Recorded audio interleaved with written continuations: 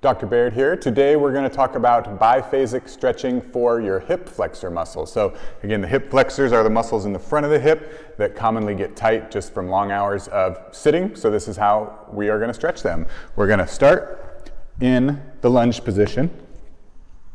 And so we don't really need to stretch. It's only going to be a minute exercise. What we're going to do with the first 30 seconds is really ease into that position. So we don't want to go from neutral all the way to fully stretched. So what we're going to do is we're just going to come 2 inches forward and come an inch back and then 2 inches forward. So really you're just kind of slowly easing into that position. You're going to take about 30 seconds to really get into that end range. And again, we want to feel the stretch right on the front side of this back leg here. And then all we're going to do is we're going to hold this end position for 30 seconds and switch legs. So there you have it. That's biphasic stretching for your hip flexor.